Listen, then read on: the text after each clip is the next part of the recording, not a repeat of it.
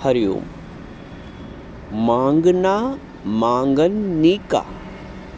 नीका माने अच्छा है, मांगना अच्छा है, नानक जी कहते हैं। लेकिन क्या मांगना अच्छा है? मांगना मांगन नीका। आगे कहते हैं हरि जस हरि से मांगो। हरि से हरि का जस, हरि का गुणगान करना मांगो। मांगना बुरा नहीं है। हम मांग क्या रहे हैं?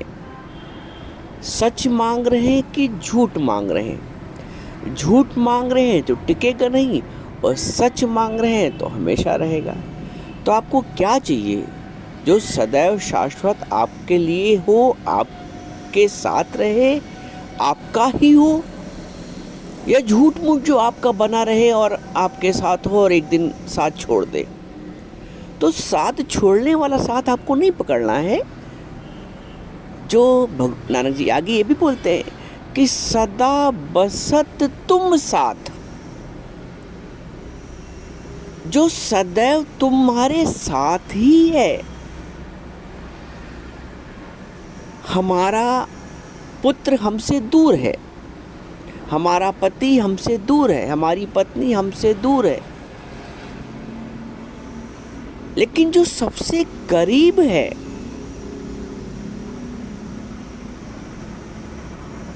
वो हमारा अपना आप है, हमारा परमात्मा स्वरूप है। तो मांगना मांगन नीका। आप मांगिए, सच को मांगिए। पानी मांगिए जिससे प्यास बुझेगी, रेत मत मांगिए। आप संसार में क्या करते हैं कि मुझे बहू से मान मिल जाए, मुझे बेटे से सम्मान मिल जाए, मुझे समाज में प्रतिष्ठा मिल जाए, 10 लोग मुझे माने, मैं बड़ा हूँ, मैं बड़ी हूँ तो मेरे चरण स्पर्श करे, मेरी आज्ञा में चले, मेरे अनुसार चले, मेरी पत्नी है तो मेरे मुताबिक चले, मेरा पति है तो मेरे मुताबिक चले। ये सब मांग है। और आप जानते हो कि मनुष्य दुखी क्यों रहता है? क्योंकि ये जो मांग है झूठी, ये कभी पूरी नहीं हो पाती। कोई कभी किसी के मुताबिक नहीं चल पाता है, कोई किसी को पूर्ण सम्मान नहीं दे पाता है, कोई किसी को परम सुख नहीं दे पाता है संसार में। और हमें चाहिए वही। कोई मान करे, कोई सम्मान करे, कोई मीठा बोले, कोई 10 बार पैर छुए, कोई हमारी ही हमसे पूछे, हमको सिर्फ हम ही को पूछे। ये सब झूठी मांग है, ये नीक नहीं है। मांगना मांगन नीका, ये अच्छी डिमांड नहीं है। डिमांड करो तो परमात्मा से, परमात्मा की करो। हरि जस हरि से मांगो। अभी क्या मांगते हो दिन भर? सोच के देखो। और क्या मिल भी जाता है जो तुम मांगते हो? क्या मिल भी जाता है? जब मिलता ही नहीं है जो मांगते हो, तो ऐसे मांगन से क्या लाभ? मांगन मरण समान है, मत कोई मांगो भीख। ये भीख है। भीख मांगने वाले को कभी संतुष्टि नहीं रहती। भीख मांगने वाले का हाथ हमेशा नीचे रहता है और देने वाले का ऊपर रहता है। तुम किससे मांग रहे हो? किससे सम्मान चाहिए? किससे मुस्कुराहट चाहिए? किससे धन्यवाद चाहिए? किससे प्रशंसा चाहिए? प्रशंसा चाह रहे हो यानी कि भीख मांग रहे हो। मांगन मरण समान, इतना इसको निकृष्ट कर दिया मांगने को। किसको बोलते हैं? मांगन मरण समान है, मत कोई मांगो भीख। गुरु कहता है मत मांगो भीख किसी से प्यार की। तुम स्वयं प्यार का सागर हो। मत मांगो किसी से 2 शब्द मीठे। तुम स्वयं प्रेम का सागर हो। उड़े दो प्रेम सब पे। तुम्हें तो लेने का अधिकार मालूम है। गुरु कहता है दो, देवता बन जाओ। ज्ञान सुनने के बाद तुम देवत्व प्रकृति धारण करो, सबको देते चलो। प्रेम है, करुणा है, क्षमा है, तुम लेते हो। 2 शब्द जब तक मैं उसको सुना नहीं लूंगी तब तक मुझे चैन नहीं मिलेगा। अपने मिथ्या अहंकार की उसको परिपोषित करने के लिए अहंकार करना है। जनक जी से बोलते हैं अष्टावक्र जी, मुक्त अभिमानी मुक्त है। अहंकार करना है तो मुक्ति का अभिमान करो।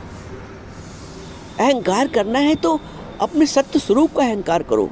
मैं मुक्त स्वरूप हूँ, मैं आनंद स्वरूप हूँ, मैं ज्ञान स्वरूप हूँ, मुझे क्या चाहिए। चाह चमारी चेरी ते नीचन ते नीच, तू तो पूर्ण ब्रह्म है, यदि चाह ना होती बीच। तो ऐसी चाह का क्या फायदा जो तुम्हें करा दे।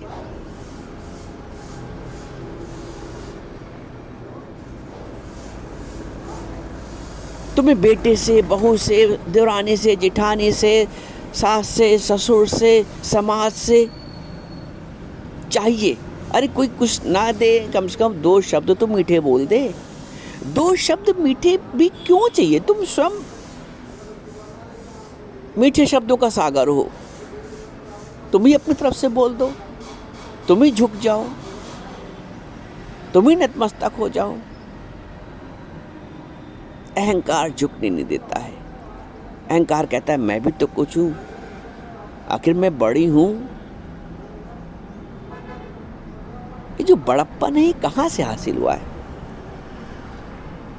ये बड़प्पन कहां से हासिल हुआ? संसार ने दिया। इससे पहले तुम उस एक सेठ और एक नौकर थे। मैं तुम्हें सच्चा किस्सा बता रहा हूं। सेठ की हालत ऐसी थी कि नौकर उसको दबा के रखता था। वो चाह के भी कुछ परिस्थितियां ऐसी बनी हुई थी कि वो चाह कर भी कुछ नहीं कर पाता था। सेठ ने अपने गुरु से पूछा, गुरुजी ऐसा क्यों है? ये नौकर होते हुए मालिक बना रहता है। जैसे कभी कोई किसी घर में नहीं होता, छोटा आदमी होता है वही भी दबंग बना रहता है बड़े के ऊपर। अक्सर ऐसा देखा जाता है, सुना जाता है। तो सेठ ने पूछा गुरु से, ऐसा क्यों है कि ये नौकर होते हुए भी मालिक ऐसा व्यवहार करता है? गुरुजी ने बताया कि अगले जन्म में ये तुम्हारे यहाँ,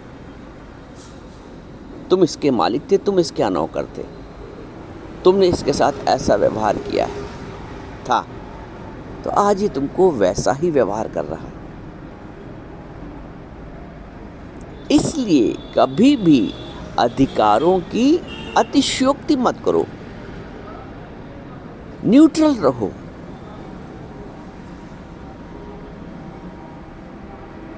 और न्यूट्रल होने का जो सबसे अच्छा तरीका गुरु बताता है, गुरु हमें भगवत भाव दे देता है, जहाँ कोई भी चाहना, कामना, अधिकार है ही नहीं।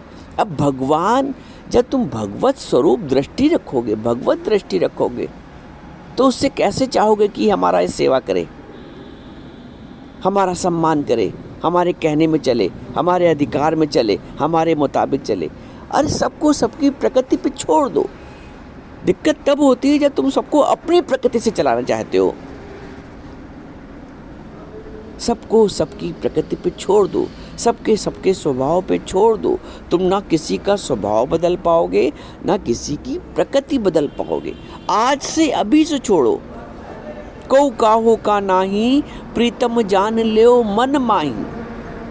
गुरु कहता है कोई किसी का नहीं है। इस संबंध के जो प्राणी मिले हैं, कर्म प्राणी मिले हैं, ये अपने ऋणानुबंध को लेन देन करने की, किसी से तुम्हें कुछ लेना है, किसी को कुछ देना है, और खाता अपना नील कर लेना है।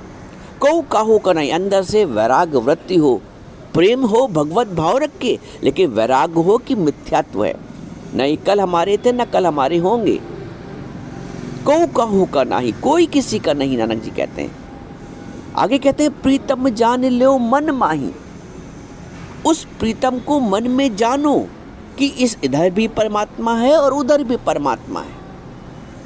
प्रीतम जान लो, प्रीतम जान लो मन माही। प्रीतम जानोगे, परमात्मा देखोगे तो प्रेम होगा। और संबंध देखोगे, बेटा बहू देखोगे, छोटा बड़ा देखोगे तो लालसाएं जागेंगी, अधिकार जागेंगे। अधिकारों की पूर्ति नहीं होगी तो दुख भी जागेगा, क्योंकि अधिकारों की पूर्ति होती नहीं है। हम चाहते कुछ, होता कुछ है। हमने सोचा था कि ब्याह कर देंगे बेटे का तो सुख मिलेगा, सुख की जगह और जीवन नरक हो गया। तो चाहने से कुछ प्राप्त नहीं होता है,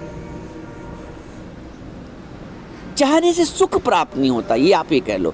चाहने से आत्मसंतुष्टि प्राप्त नहीं होती, क्योंकि जगत भी मिथ्या है और जगत की चाहनाएं भी मिथ्या है, और चाहनाओं से जो पूर्ति होती है वो भी मिथ्या है।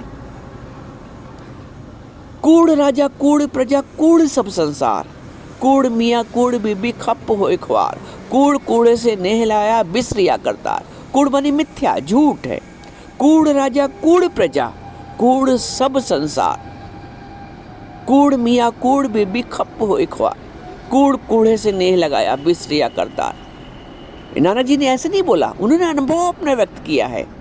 ज्ञानी अपना अनुभव व्यक्त करता है और अपने अनुभव से स्वयं भी सीखता है और दूसरों को भी सिखाता है। तो इस मिथ्यात्व के भाव से ऊपर उठो, अधिकारों के भाव से ऊपर उठो, चाहनाओं के भाव से ऊपर उठो और यथार्थ में अपने परमार्थ में जियो। स्वार्थ में अब तक बहुत जी लिया,